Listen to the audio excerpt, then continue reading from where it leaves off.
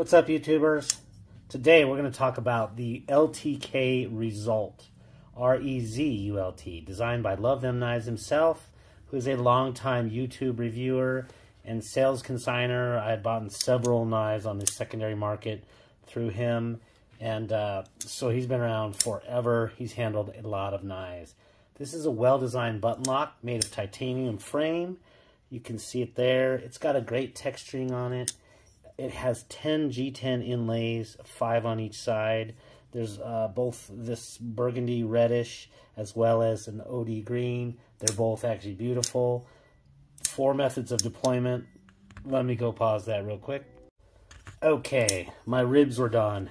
Maybe I'll get a shot of them in. Maybe I won't. Maybe I'll leave them for a future Instagram or a future YouTube video. But I did slice up onions and apples in the making of them. So in any case, let's talk about the 4 methods of deployment.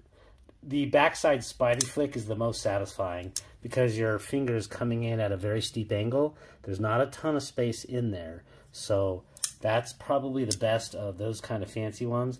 The thumb is definitely not good as a slow roll because the fuller there is fairly sharp. It's probably best if you kind of follow this little scallop down and just basically wing it out. It takes a little bit of practice. You can, of course, just do the centrifugal force, releasing with the button lock, and it does, of course, have a flipper. So, multi-modes of deployment. This knife has a 3.5-inch blade with a clip point. It's a really nice clip point there, actually. It's made of 20C super steel, weighs 4.5 ounces. This knife prices at $245, but shoot on over to White Mountain Knives if you're going to get this, and use LTK's code, LTK, to get 10% off. So you'll get some double use out of that, and get some good sales over at my White Mountain Knives. Great folks there. In terms of some kind of comparable knives, this is an interesting one because full titanium button locks, you don't find a lot of these, and I certainly don't have a whole lot of them. But for me, probably the closest in terms of function and the feel of hand and the way that ProTech makes their button locks, it's probably the ProTech Mordax. The Malibu is definitely a much smaller knife. This one just behaves much more like it, feels much more full in hand. This particular one, the Mordax, is a little bit thinner, but it's a taller handle, so you kind of make up for that. And that is definitely, for me, the one that is probably the closest. There is another one that I found actually was pretty good. The Spartan Blades Palace. It's a little bit bigger knife. You can kind of see it's sticking off the end a little bit more there. Definitely more full in hand. I like the Palace as kind of a beater. Working on cars, I like that one a little bit better, even than the Mordax or these two. So this is definitely a good beater knife. The Mordax, by the way, costs like I think about $250, and then the Palace is around $280. So we're fairly priced similar here. In terms of the way the blade behaved, though, I couldn't help noticing when I was cutting the onions and the apples that it behaved just like the Brian Nadeau Mini Tempest. And if you kind of look at that, it's very similar. It's just a little bit taller blade. The blade stock is just about the exact same. I didn't measure the Tempest for this one, but I think it's essentially probably 0.12, similar, and it's just everything about it, the feel in hand. So for me, the blade use case was really Brian Nadeau. These are made by Riyadh. Those are $375. You know, and you have actually less modes of deployment. You just have really the backside flick and the top flipper. So I would probably choose this one over the Tempest. That also is one that has inlays. They're carbon fiber and they are contoured. You know, Brian Nadeau has to get, you know, a little bit of extra change out of there too. So this knife is just, ooh, I got to tell you, apologies in advance. This is going to be a little bit of a long one. You know, so those are really kind of some of your comparable knives that you're probably in league with. Let's jump right into the pros of this blade.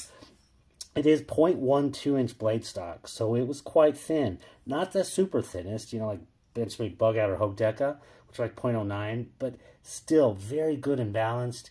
And it has great jimping on it. Oh, yeah, this blade is really, really good. I like the clip point. Gives you great piercing capability, and yet it's still strong there.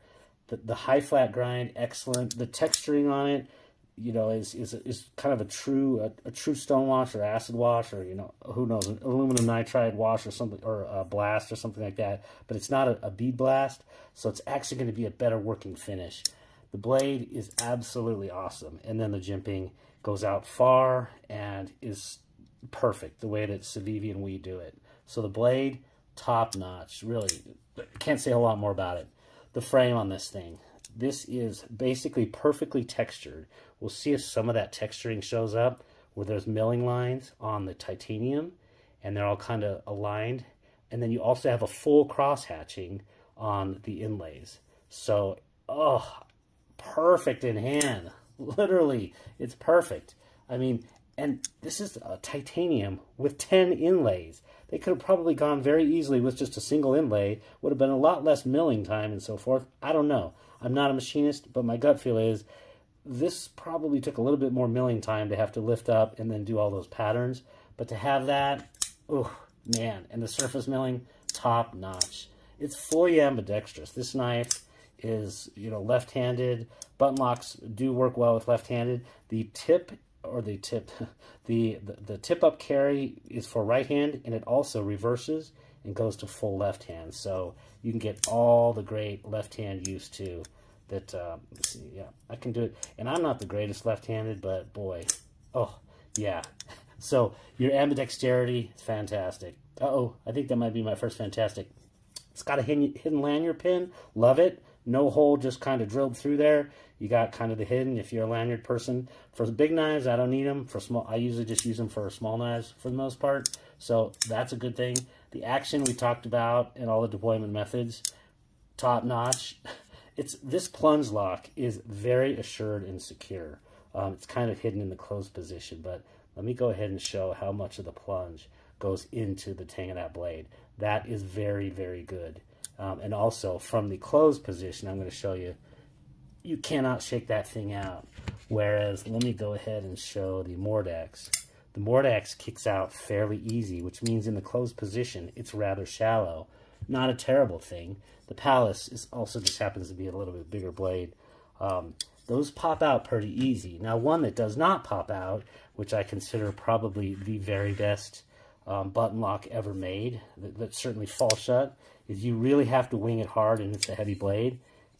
And that's the this is the Freeman Knives 451 folder. That one is literally a guillotine fall shut, and this is the most secure that I've seen. I've handled quite a few button locks and plunge locks. This is the absolute top-notch secure. This isn't up there with it, but it's damn good.